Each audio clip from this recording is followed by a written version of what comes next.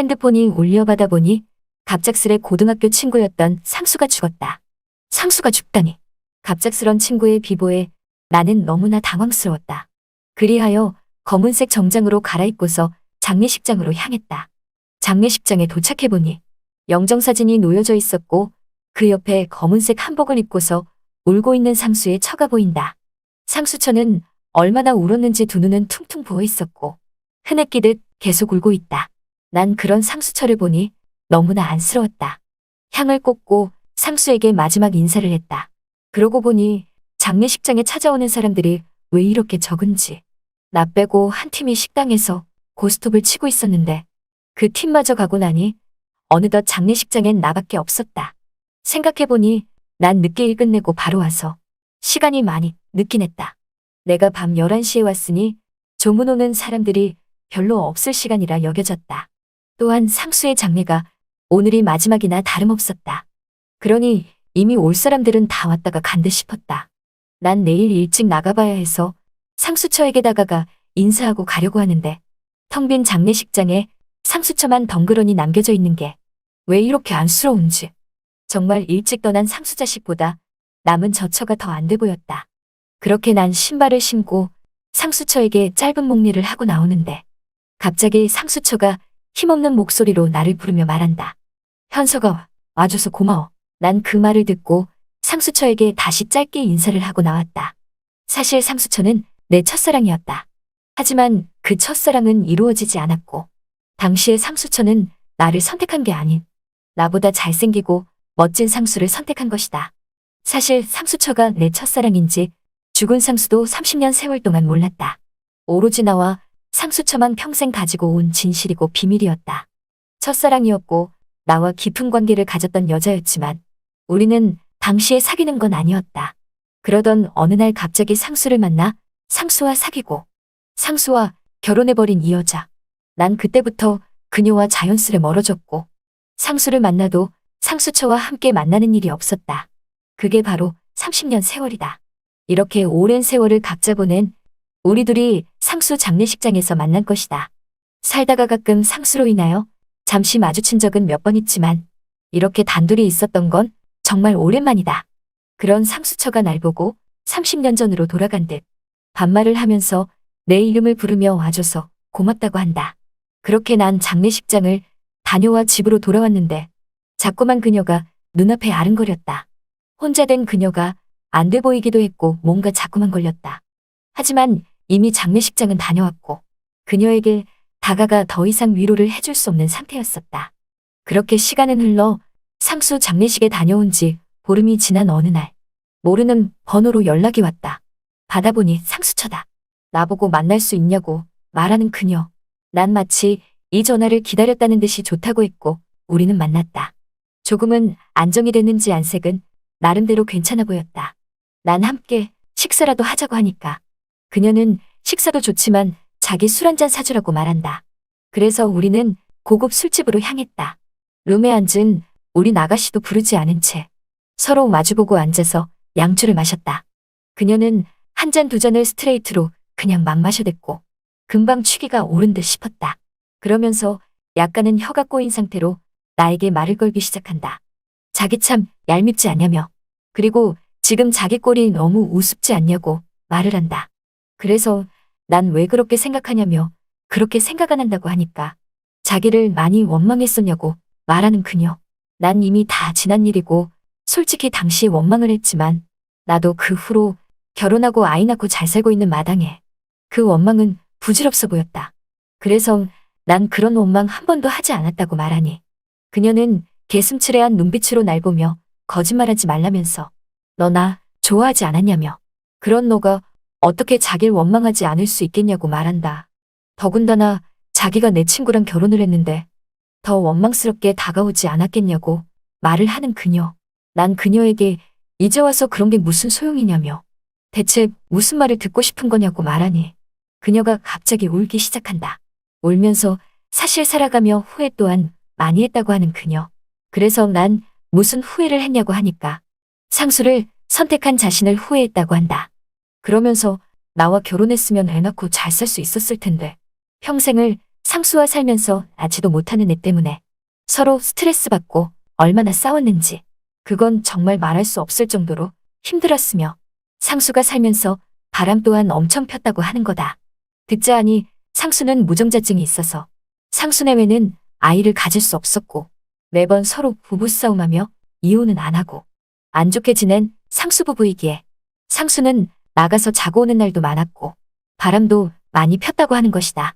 그런 부부 생활을 30년이나 해왔다는 상수처.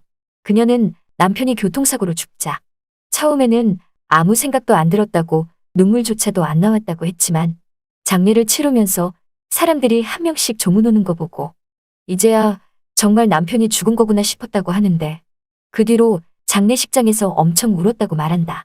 그리고는 다시 스트레이트로 양주를 마시는 그녀. 시간이 얼마나 흘렀을까? 그녀는 취했고 급기야 테이블에 엎드려 잠이 들고 말았다. 난 상순의 집을 알기에 상수처와 함께 택시를 타고 죽은 상순의 집으로 갔다. 상순의 집에 도착하여 상수처를 방에 눕히니 방금 전까지만 해도 술에 잔뜩 취했던 상수처가 나를 그윽하게 쳐다본다. 난 순간 이성의 끈을 놓을 뻔했지만 이내 금방 이성을 찾고 상수처에게 가보겠다고 하며 나오려고 하는데 상수처가 나에게 가지 말라고 말을 한다. 난 순간 발걸음을 멈춰섰는데 그때 상수처가 갑자기 나에게 다가와 등 뒤에서 나를 안아버린다. 난 당황스러워 대체 왜 그러냐며 이런 걸 상수가 알면 기분이 좋겠냐고 말하니까 상수처가 하는 말이 어차피 죽은 남편이 뭘 알겠냐며 그리고 우리 예전부터 이렇게 좋아하는 사이 아니었냐고 말하자 나는 상수처에게 예전부터가 아니라 예전에 좋아했던 사이 아니냐고 말했다. 이제는 나도 가정 있는 남자라고 말을 하니 그럼 한 번쯤 바람핀 거라고 생각하면 되지 않냐며 나를 놓아주지 않는다.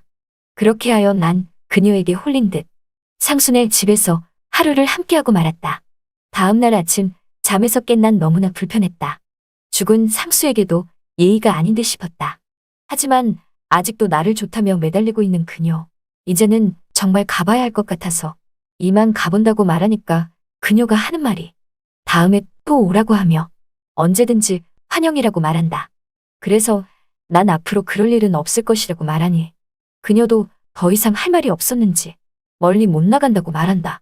그렇게 난 상순의 집에서 나왔다. 회사에 나가 일을 하면서 하루 종일 내 머릿속을 파고드는 건 오로지 상수처 생각뿐이었다. 나도 모르게 자꾸만 상수처가 생각이 났고 미망인이 된 그녀가 자꾸만 또 보고 싶었다. 급기야 난 만날 일 없겠다던 그 말을 묵살해버리고 다시 또 상순의 집으로 향했다. 초인종을 누르니 상수처가 나온다. 그러면서 나에게 하는 말이 이렇게 빨리 자기를 다시 찾아올 줄은 몰랐다고 말하기에 난 아무 말도 할 수 없었다. 그렇게 또 상순의 집에서 보낸 하루가 흘러갔다. 상수처는 나에게 그냥 이쯤에서 이혼하면 안 되냐고 대뜸 말한다. 그래서 난 그게 무슨 말이냐고 말하니 그럼 자기는 너에게 있어서 대체 뭐냐고 말하는데 순간 할 말이 없었다. 사실 자기가 내 첫 번째 마누라가 될 뻔한 여자 아니었냐며 그런 자기가 왜 이렇게 살아야 되는지 모르겠다고 말한다. 이제라도 날 자기 남편으로 받아줄 의향이 있다면서 자꾸만 이혼을 종용하는 그녀. 정말이지 이게 뭔 상황인가 싶었다. 정말 이래도 되나 싶었고 그녀와 같이 재혼하여 살아야 되나 싶었다. 하지만 모든 게 잘못됐다는 걸 난 바로 깨달았다. 그리고 그녀에게도 말했다.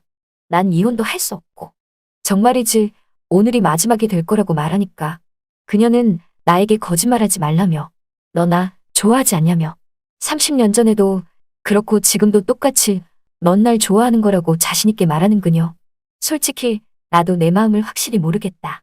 내가 미망인이 된 그녀를 정말 좋아하는 건지 이혼을 하고 그녀와 재혼할 정도로 살고 싶은 건지 나도 아직 갈피를 못 잡겠다. 하지만 한 가지 확실한 건 집에서 날 믿고 있는 아내와 아이들이 걸렸다. 그걸 생각하니 그녀와 재혼을 할 수 없었다. 그리하여 난 단칼에 정말이라며 너와 재혼할 수 없다고 말하니 그녀는 참았던 눈물을 쏟아내며 말한다. 그럼 다시는 찾아오지 말라면서 내가 너 장난감이냐면서 너가 심심할 때 찾는 그런 여자냐고 말한다. 그 말을 들으니 나도 할 말이 없었다. 그렇게 난 상순의 집에서 나왔고 상수처를 다시는 만나는 일이 없었다.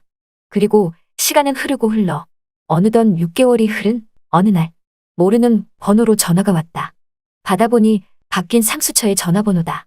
나보고 그동안 잘 있었냐고 말하면서 자기가 예전에 나에게 한 말들 마음에 담아두지 말고 깨끗하게 잊었으면 좋겠다면서 자기도 한때 한순간 미망인이 되고 나니 무섭고 외로워서 나를 탐냈던 건 사실이지만 뒤늦게 잘못된 걸 알고 후회하고 있었다고 말한다. 그러면서 자긴 이제 미국으로 떠난다고 말하길래 갑자기 미국은 왜 가냐고 물으니 이민 가기로 했다면서 외국인 남자 만나서 재혼했다고 말한다. 자긴 한국 남자보다 외국 남자랑 더 맞다고 말하면서 말이다. 그리곤 나보고 행복하라고 하며 전화를 끊었다. 그게 그녀와 통화한 게 마지막이었다.